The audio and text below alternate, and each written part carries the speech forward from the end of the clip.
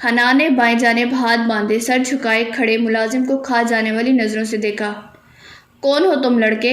اور رات کے اس پہر تم نے کیا تماشا لگا رکھا ہے؟ بڑے ابا کا صدا کا سخت گیر لہجہ اب بھی موجود تھا۔ مان مسکرایا اور سیدھا بڑے ابا مظفر کے سامنے جا کھڑا ہوا اور ہاتھ سینے پہ باندھ کر سامنے کو جھکا۔ جناب، خاکی کو مان افندی کہتے ہیں۔ چہرے پہ مسکراہٹ لیے اس نے اپنا تعارف کروایا تو موجود افراد کے چہرے پہ الجھن ابھری، جبکہ حنان نے دانت پیسے تھے۔ لڑکے اچھے گھر کے لگتے ہو۔ اس وقت کسی کے گھر میں تماشا لگانے کی وجہ بتا سکتے ہو؟ اچھے بھی ہم تبھی رہتے ہیں جب لوگ ہمارے ساتھ اچھے ہوں، اور مجھے یقین ہے کہ معاملہ جان کر آپ کی رائے میرے بارے میں بدل جائے گی۔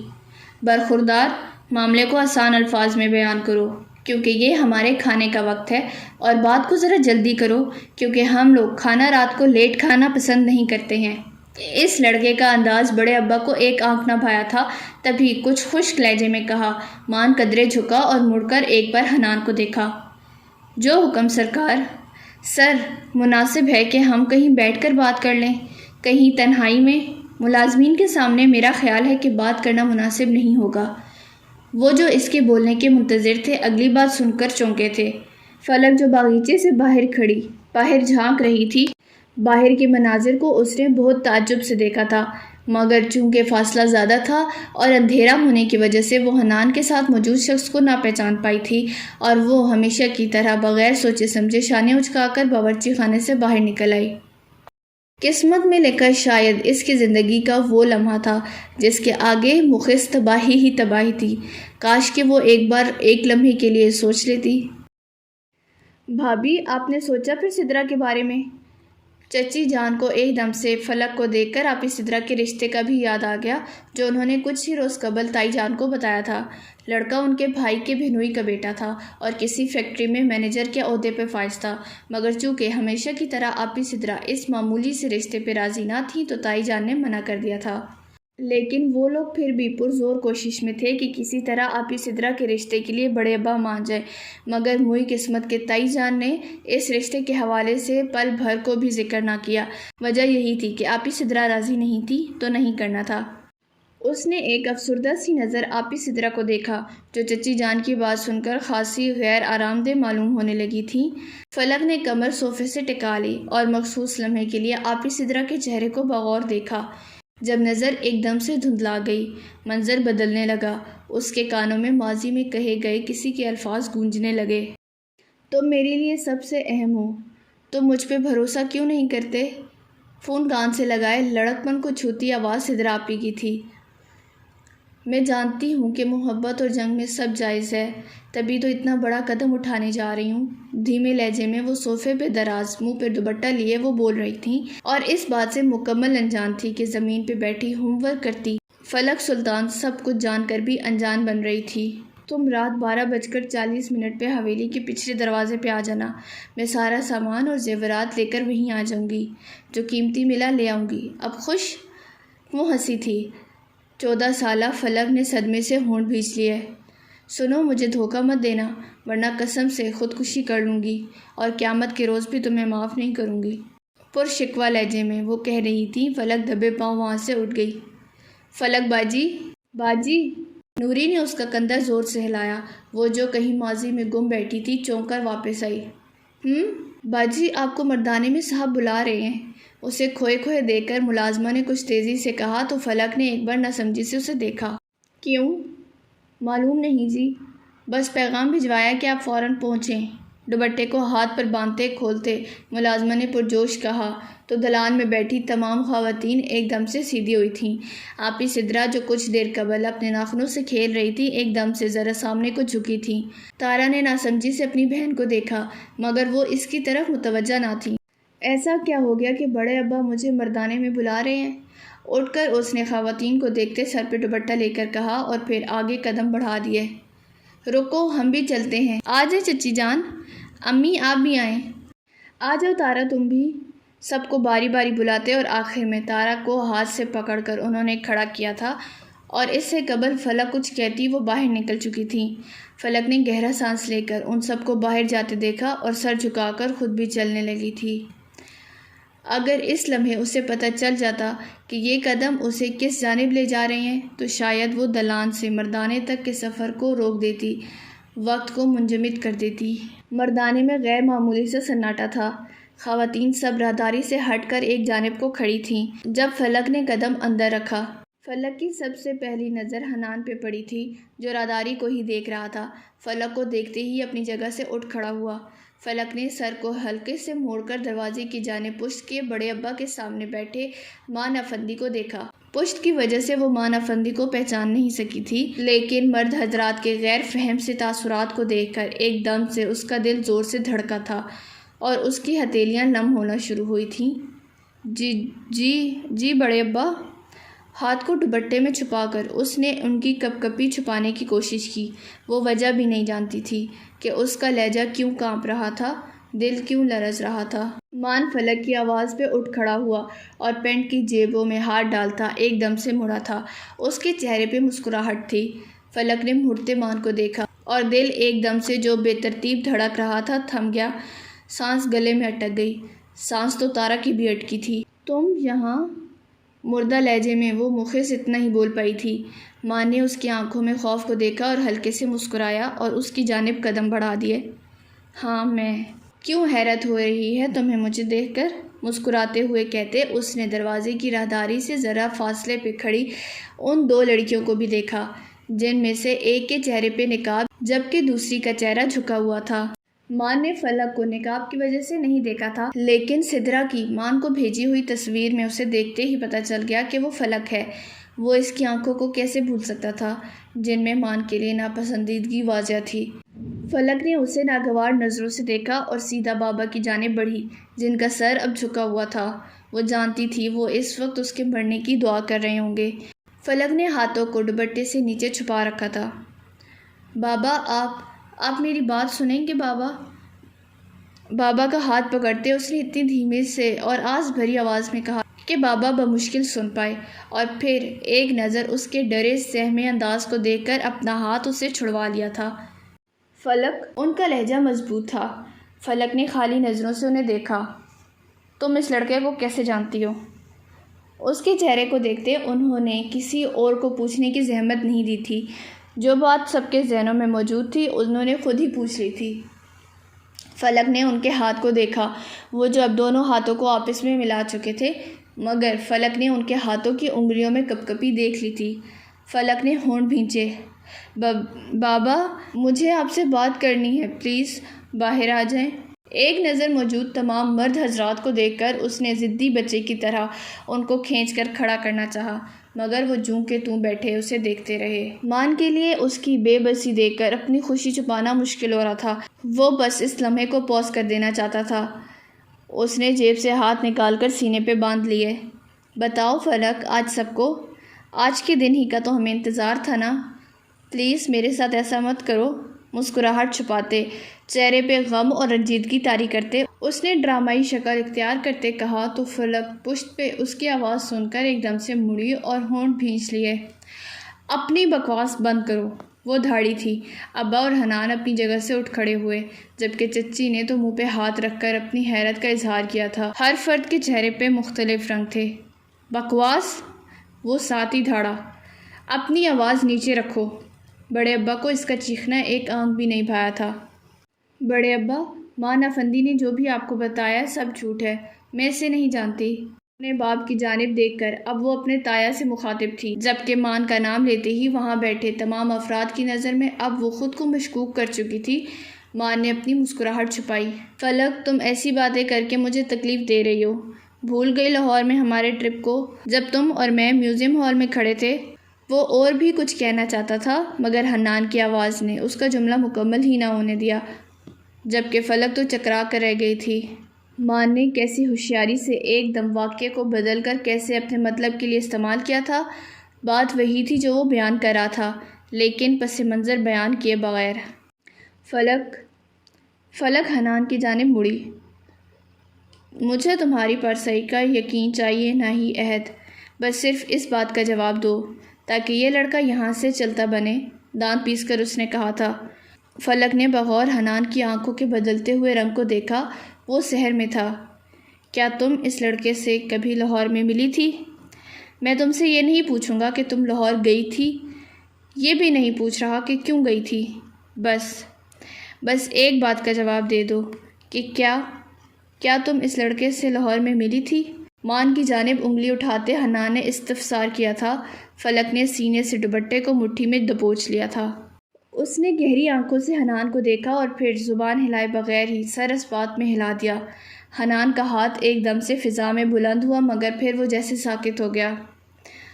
اس نے فلک کو تھپڑ مارنے کے لیے ہاتھ اٹھایا تھا مگر پھر ہاتھ جیسے ہی ہوا میں ساکت ہو گیا۔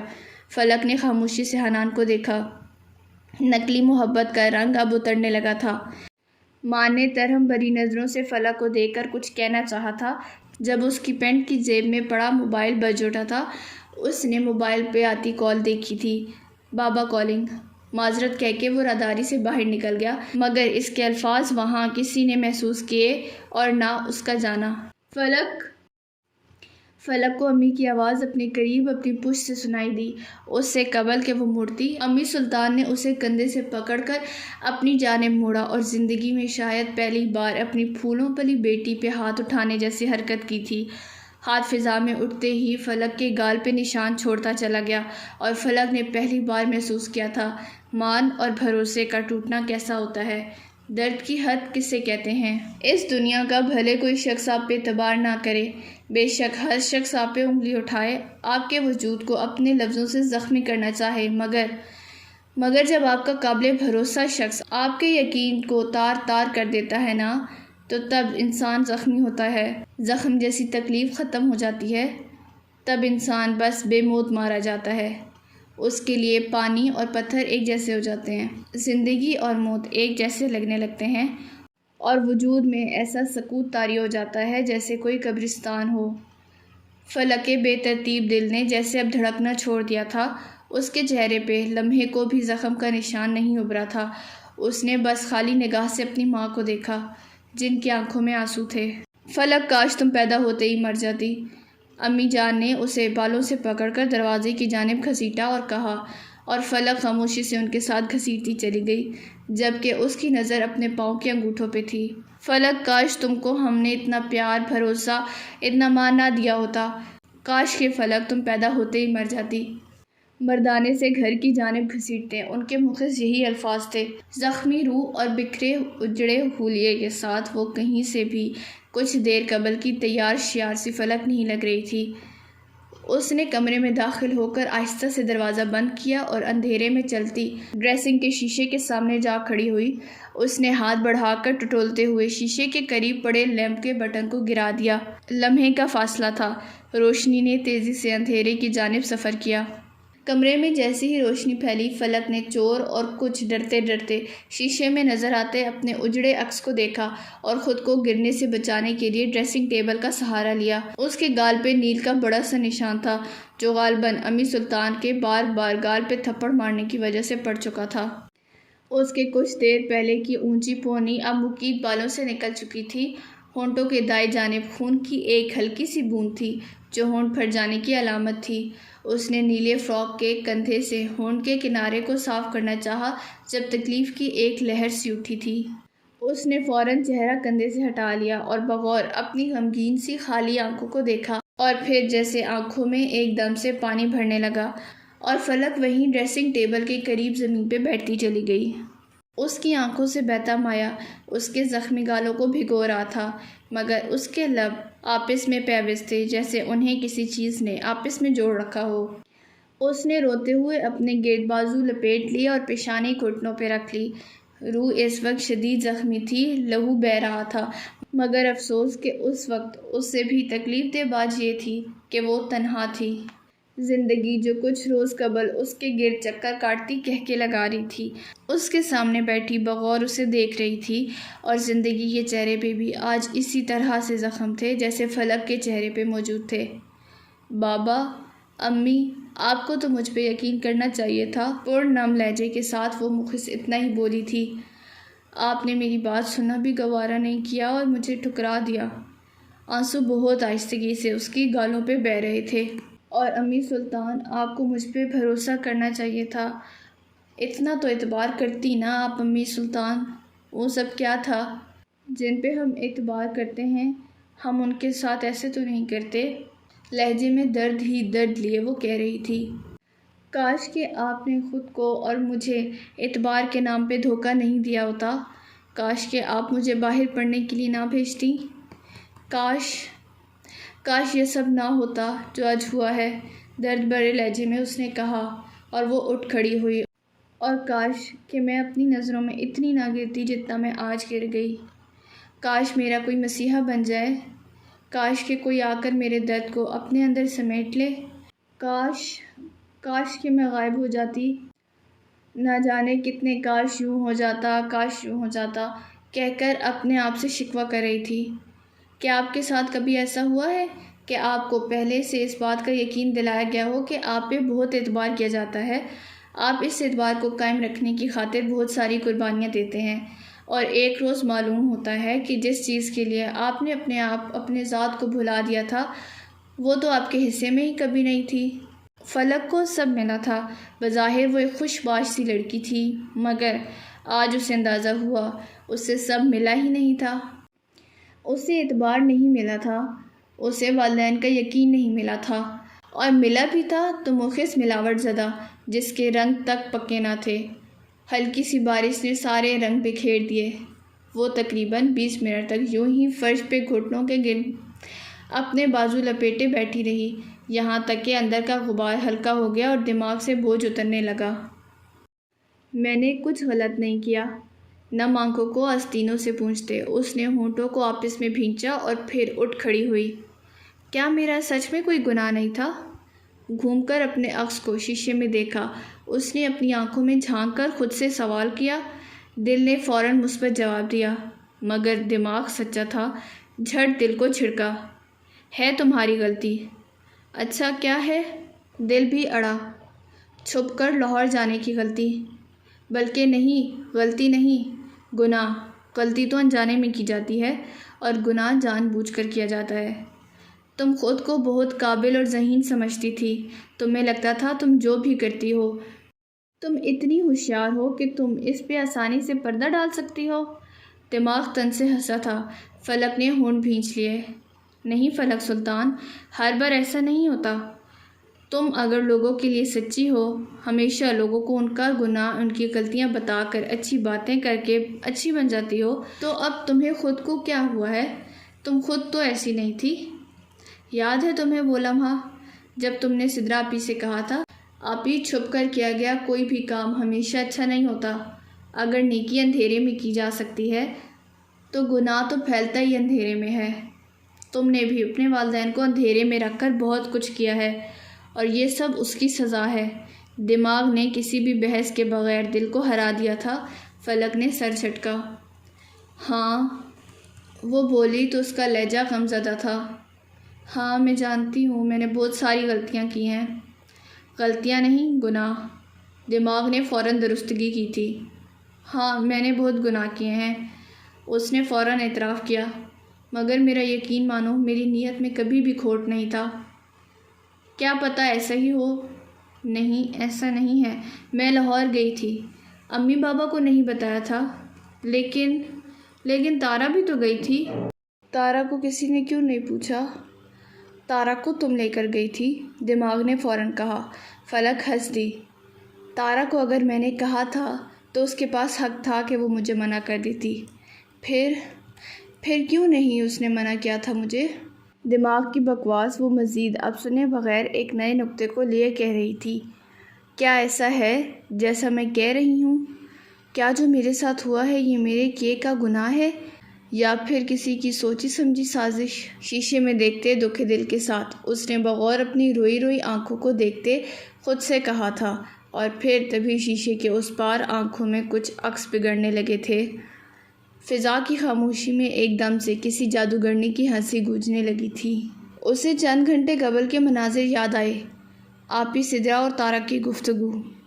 آپی آپ حنان کو میرے جذبات کے بارے میں مت بتائیے گا۔ تارا کی آواز فلک نے ادھ کھلے دروازے کے اس پار سنی تھی تو اس کے قدم جیسے ایک دم سے زمین سے چپک گئے تھے۔ نہیں بتاؤں گی، لیکن لکھ لو، حنان اور فلک کی شادی نہیں ہونے والی۔ تارا کے بالوں میں برش پھیرتے انہوں نے یقین سے کہا تو فلک نے حیرت سے دروازے کو دیکھا تھا۔ آپی آپ کیا سوچ رہی ہیں؟ کچھ جس کا اندازہ فلک کو بہت جلدی ہونے والا ہے۔ فلک سلطان کو معلوم نہیں ہے کہ نفرت کی آگ کیسی ہوتی ہے۔ میں اسے بتاؤں گی کہ نفرت کی آگ کیسی ہوتی ہے۔ ان کے لہجے میں فلک کے لیے نفرت ہی نفرت تھی۔ سدرا آپی ایک دم سے ہنس پڑی اور فلک وہاں سے مڑ گئی۔ فلک کے لیے وہاں مزید رکنا مشکل تھا۔ تارا اور سدرا آپی جس وقت تیار ہو کر ان کی طرف آئیں، فلک اپنے کمرے میں تھی، ورنہ شاید وہ ضرور پوچھتی، کیا تارا نے مجھے دھوکہ دیا ہے؟ مدھم آواز میں وہ خود کو مخاطب کرتے ہوئے کہنے لگی۔ دل میں ایک دم سے احساس نے برچھی ماری تھی، میری بہترین دوست مجھے دھوکہ دے سکتی ہے؟ اس نے پھر خود سے سوال کیا۔ کچھ بھی کرو، مجھے یہاں سے باہر نکالو۔ حق نواز سلاخوں کے پار کھڑا اپنے وکیل پہ دھاڑا تھا۔ وکیل نے گہرا سانس لے کر ٹائی کی نوٹ ڈھیلی کی۔ سر ہم پورے کوشش کر رہے ہیں، لیکن جب تک عدالت کا اگلا فیصلہ نہیں آ جاتا آپ کو صبر سے کام لینا ہوگا۔ وکیل کی وکالت اس کے گلے پڑتی جا رہی تھی۔ کہاں پھنسا تھا وہ؟ نہ عدلیہ کے خلاف جا سکتا تھا اور نہ ہی اپنے آقا کو ناراض کرنے کا رسک لے سکتا تھا۔ میں کسی قانون کو نہیں مانتا۔ عوام کو گھروں سے نکالو، سڑکوں پر لاؤ، حکومت کے خلاف جلسے کرو یا جلوس نکالو، اگر ضرورت پڑی تو لوگوں کو مرواؤ، لیکن مجھے ہر صورت 2 دن کے اندر اندر یہاں سے باہر نکالو۔ جیل میں کھڑے حق نواز صاحب کا بس نہیں چل رہا تھا کہ وہ سلاخیں توڑ کر باہر آ جائیں اور ساری دنیا کو آگ لگا دیں۔ وکیل کے پہلو میں کھڑے سیکریٹری نے فوراً سر ہلایا۔ جو حکم سرکار۔ نیب نے عدالت کے نوٹس پہ باری باری سب کی گرفتاریاں لینا شروع کر دی تھیں۔ بڑی بڑی مچھلیاں سب آہستہ آہستہ جال میں جا رہی تھیں۔ جو جتنا اچھلتا تھا نیب اسے پہلے دبوچتی تھی۔ کیمرے کی روشنیاں ان کے چہرے پہ پڑ رہی تھیں۔ وہ مائک کے سامنے کھڑے سامعین کی توجہ کا مرکز تھے۔ میں کسی بھی سیاسی پارٹی کا حامی نہیں ہوں اور جو خبریں میرے خلاف آ رہی ہیں میں ان کی مکمل تردید کرتا ہوں۔ میرا تعلق کسی پارٹی کے لیڈر سے ہرگز نہیں ہے۔ جن لوگوں کو لگتا ہے کہ میرا نام استعمال کر کے عوام کو اپنے حق میں استعمال کر سکتے ہیں تو یہ ہرگز میں نہیں ہونے دوں گا۔ اس ملک کی قوم بہت سمجھدار ہے اور دانا ہے، کسی بھی صورت کسی بھی کرپٹ شخص کو ووٹ نہیں دے گی اور نہ ہی ایسے کسی شخص کے لیے کھڑی ہوگی۔ وہ کرسی پہ بیٹھے تھے، ان کا سیکریٹری ان کے پیچھے ہاتھ باندھے کھڑا تھا اور میڈیا والے ان کے سامنے کیمرے لیے ان کے ایک ایک لفظ کو لائیو کوریج دے رہے تھے۔ کیا آپ ایک بار پھر واضح الفاظ میں بتا سکتے ہیں کہ آپ کا اشارہ پارٹی کے کن ارکان کی طرف ہے؟ بس ان کے لیے ہے جو میرا نام استعمال کرنے کی کوشش کر رہے ہیں اور جو مجھے جان بوجھ کر نیب کی نظروں میں مشکوک بنا کر یہ ثابت کرنا چاہتے ہیں کہ میں بھی کرپٹ ہوں۔ مجھے نیب بے شک بلائے اور میں اپنے اثاثے دکھانے کے لیے تیار ہوں، لیکن میں اپنا نام لوگوں کو بے وقوف بنانے کے لیے استعمال کرنے کی ہرگز اجازت نہیں دوں گا۔ بڑے تحمل سے شروز اکرم نے جواب دیتے ہوئے کہا، بلکہ میری نیب سے گزارش ہے کہ ان کرپٹ لوگوں کو جلد از جلد جیل میں ڈالے جنہوں نے ہمارے ملک کو ساری دنیا میں بدنام کر رکھا ہے۔ شروز اکرم نے بہت سوچتے سمجھتے ہوئے یو ٹرن لیا تھا۔ انہوں نے اس سے قبل کے بعد خود کھلتی ساری کہانی کو کھول کر پلاٹ کا رخ خود ہی بدل ڈالا تھا۔ واضح طور پر انہوں نے ان چاروں کو یہ بتا دیا تھا کہ وہ اب ان کے ساتھ نہیں ہیں۔ زین نے مسکراتے ہوئے پیپر پین ایک جانب رکھا اور دیوار گیر پہ اسکرین پہ چلتے مناظر سے لطف اندوز ہوتے ہوئے میز پہ پڑی چائے کا کپ اٹھایا۔ رات کی تاریکی میں سیاہ لیدر کا بیگ کندھے پہ ڈالے وہ پارکنگ کی جانب چل رہے تھے۔ اسٹریٹ لائٹس پولز بھی بجھے ہوئے تھے اور ہر طرف سناٹا اور خاموشی تھی۔ کسٹم کے دفتر کے باہر انہوں نے اپنی کار تلاش کی اور جا کر کار کا دروازہ کھولا۔ وہ ابھی بیٹھنے کو ہی تھے جب ان کی جیب میں پڑا فون بجا۔ انہوں نے کچھ بیزار ہو کر بیٹھنے سے قبل پینٹ کی جیب سے موبائل نکالا اور گھر کا نمبر دیکھ کر کال اٹھا لی۔ بابا! ان کی 12 سالہ سب سے چھوٹی بیٹی پرجوش سی فون کی دوسری جانب موجود تھی۔ انہوں نے مسکرا کر سر جھٹکا اور کار سٹارٹ کی۔ جی بابا کی جان بولیں۔ اس کی آواز سن کر ان کی دن بھر کی تھکاوٹ غائب ہو گئی۔ بچی بھی اختیار ہنس دی۔ بابا آتے ہوئے میرے لیے آئس کریم لے آئیں گے؟ وہ پوچھ رہی تھی یا بتا، وہ سمجھ نہیں پائے لیکن پھر بھی مسکراتے رہے۔ رات میں آئس کریم، دانتوں میں کیڑا لگ جائے گا۔ اسٹیئرنگ وہیل کو گھماتے انہوں نے مسکراہٹ دبا کر بیٹی کو چھیڑتے ہوئے کہا، بابا جان پلیز، مجھے آئس کریم کھانی ہے۔ وہ بضد تھی، وہ ہنس دیے۔ اچھا بھائی، لے آؤں گا، ابھی تو ڈرائیو کر رہا ہوں۔ اوکے بابا، میں آپ کا انتظار کر رہی ہوں۔ مسکراتے ہوئے بچی نے کال کاٹ دی۔ اب ان کا سارا دھیان اپنی ڈرائیونگ اور سنسان سڑک کی جانب تھا۔ سیاہ رات میں تسلسل سے چلتی کار کو ایک دم سے جھٹکا لگا اور اس سے قبل کہ وہ کچھ سمجھتے کار رک گئی۔ کیا مصیبت ہے بھائی؟ بڑبڑا کر انہوں نے کچھ لمحے یوں ہی بیٹھے بیٹھے سامنے کے شیشے سے باہر جھانکنے کی کوشش کی اور پھر جب کچھ اندازہ نہ لگا سکے تو موبائل کی بتی جلاتے دروازہ کھول کر باہر نکل آئے۔ سڑک خالی سنسان اور ایسے میں ان کی کار کا خراب ہو جانا ان کو خاصا ناگوار محسوس ہو رہا تھا۔ انہوں نے لائٹ کو کار کے اگلے دونوں ٹائر پہ ڈالا تو معلوم ہوا کہ کسی تیز چیز کے لگنے سے دونوں اگلے ٹائر پھٹ چکے ہیں۔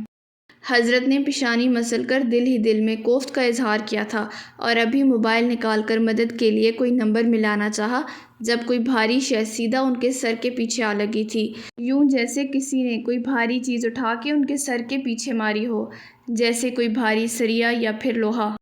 تکلیف سے ان کا سر تو چکرا کر ہی رہ گیا۔ انہوں نے مڑنے کی کوشش کی کہ حملہ آور کو دیکھ سکے مگر مقابل خاصا پھرتیلا ثابت ہوا۔ اس نے ان کے مڑنے سے قبل ہی ان کے بائیں کندھے کو اسی بھاری چیز سے ہٹ کیا کہ وہ منہ کے بل جا گرے۔ زمین پہ گرتے ہی ان کی ناک اور سر سیدھا سڑک سے ٹکرایا تھا جس سے ان کی ناک کی ہڈی اور سامنے سے سر کی ہڈی ٹوٹ گئی۔ دماغ کی چوٹ نے ان کو اس قدر تکلیف سے دوہرا کیا تھا کہ وہ 40 سال کی عمر کو جاتے ہوئے حضرت کچھ بولنے کی کوشش میں ایک لفظ بھی نہ کہہ پائے۔ مقابل نے رستے ہوئے خون کے ساتھ زمین پہ پڑے شخص کو دیکھا اور منہ سے سیاہ ماسک اتارے بغیر مسکرا دیا۔ کام مکمل ہو چکا تھا۔ اس نے جیب سے موبائل نکال کے ایک نمبر ملایا اور نمبر پہ ڈن لکھ کر سینڈ کر دیا۔ کام مکمل کر کے جوان نے ایک آخری نظر اس شخص کو دیکھا جو اس کے باس کے خلاف منی لانڈرنگ کے ثبوت اکٹھے کر رہا تھا اور کچھ فاصلے پہ اپنی چھوٹی سی کار کی جانب بڑھ گیا۔ اس نے کار چلا کر اسٹیئرنگ وہیل پہ اپنی گرفت کو مضبوط کیا اور 120 کی سپیڈ پہ کار چلاتا ہوا سڑک پہ پڑی لاش کو کچلتا ہوا آگے نکل گیا۔ اس نے مڑ کر بھی نہ دیکھا تھا۔ کسی کی آس، کسی کی محبت، کسی کی امید اور کسی کا سائباں کس حال میں ہے، وہ زندہ بھی بچا ہے یا مر گیا ہے۔